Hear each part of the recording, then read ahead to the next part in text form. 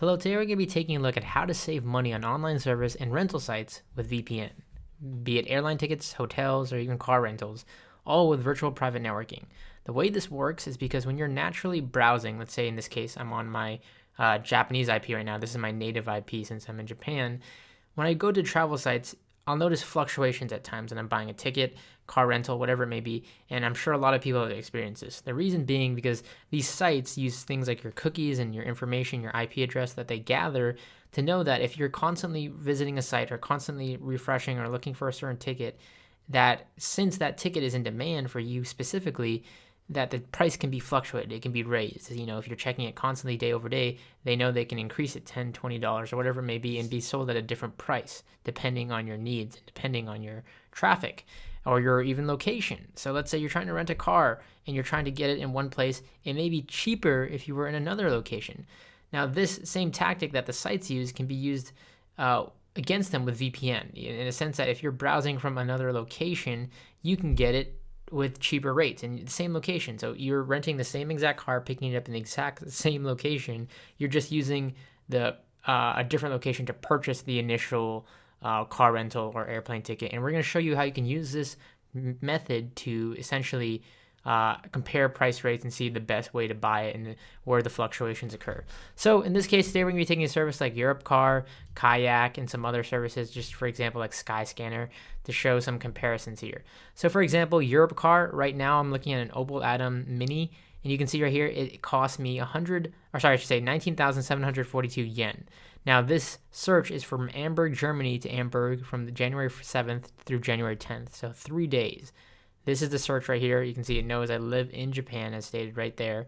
And this search result, and this yen converted to US dollars, that would be, let's go ahead and convert that. So we're going to go ahead and take, we'll just say for, 19,742 yen. So we'll go ahead and convert this 19,742 yen to USD. You will see it says about 166 US dollars to rent this car for those 3 days. Kayak here, we're just going to say we want a flight to let's say Okinawa to Los Angeles, same date, 7th through 10th. So this is my current location on the again, all on the Japan IP address. You can see here, cheapest ticket $1,029 just from the get-go, and it goes depending on the airline you want to go in. And from there, I'll go ahead and quickly flip on Tunnel Bear here. So I'm going to enable Tunnel Bear to show you that I'm going to connect to a United States IP address. You can see Tunnel Bear is activating, and again, you can use any service provider that enables locations in multiple countries and secures your data and has no trackers on it. So you can see here I'm now connected to the United States. What I'm going to do here is I'm going to go ahead and refresh my search here, and you'll see the price differences if there's any. Here we are in Europcar, and I'm going to refine the search because you can see now it's in United States. We're having the search do the same exact search, same exact date, same pickup, and same return. It's searching, again, keeping in mind my IP address is now within the United States. And you can see now that same exact car is only $100. Same exact date, $100. That's $60 cheaper, or about $66 cheaper compared to the original rate. And again, keeping in mind you're picking it up at the exact same location. Nothing has been changed in terms of the search refinement, just the location of where we're purchasing it. So you can see an example of that fluctuating rate. Now, as far as Kayak goes, we'll refresh this. We'll see if Kayak offers the same rate to us. You can see here in this case, they do. We still have the 1,029 flights, so we don't see any major fluctuations here. All the same flights are still offered to us, no matter if we're purchasing it from the United States or not. That said, let's go over to Skyscanner, and you can see here we're going to go ahead and just kind of push it here to see some other tests if we can find any other fluctuations. We'll look for a hotel. We'll say we're looking for a hotel in the Chicago area. Keeping in mind, again, we're still under the US IP address under Tunnel Bear here, still activated. So I'll say I'm checking in the same date, 7th. I'm looking for something from the 7th throughout the 10th, and we'll just search and see what our results are. So you can see here it's going to accommodate results, and we're just going to kind of see the popular top results here as they come in. So you can see prices $255. Again, this is USD, $255.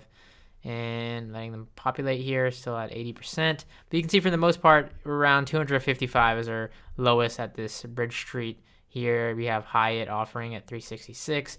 And again, it looks like we have some new results in 255, 320, so on and so forth. So again, we're just kind of getting fluctuating results here. This is all for United States. Now what I'm going to do, I'm going to see if there's any fluctuations if I was to go ahead and switch back to the Japan IP address. And now with the tunnel bear turned off, you can still see that we still get about the same $255 as our lowest deal, same exact offer from bookings.com. So you can see here, English, this is still United States pricing. However, we're searching from Japan. So in this case, you can see sites like these and sites like Kayak don't fluctuate at all, or pretty much giving you any variances here as far as purchasing an airline ticket. So that's good. So you can use this again as comparison. You know if you're getting the best rates from your location or another location. As compared to Europcar, where we did see a fluctuation in price point. Again, if I was to refresh this is the USD. What I'm going to do one more time, I'm going to switch to United Kingdom just to see again if we get any variances here in the car rental services.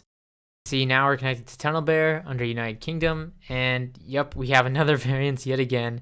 9406 GBP, which is British pound, and you can click on that to get more information. Exact same Amberg to Amberg pickup and drop off, same selection as the other ones using different IP addresses. And as I was using earlier to convert, I can go back here and just type in the same thing, GBP, and as we saw earlier, this is $142. So still a fluctuation. You know, in the United States you get it for 100, Japan you get it for 166. And in case you are buying from the UK, you get it for 142. So as long as you're, the pickup is the exact same, the return is the exact same, nothing has changed here. It's just your location from which you're buying. So if through the VPN, you can go into the United States and get it for $66 cheaper versus if I was to buy it without the VPN enabled through Japan. I'm saving $66. I'm getting the exact same car for the exact same date. And again, I can compare with everything else. I can compare on hotel sites. I can compare on airline ticket sites, whatever I want to do. This saves you money, and it saves you from those trackers that these travel sites use in order to promote bigger prices and urgency and all of that. So this is a really great method to save money on online services and rental sites simply and easily with VPN. This video was presented by VPNpick.com. Visit us for more VPN reviews and tips for better securing your data online.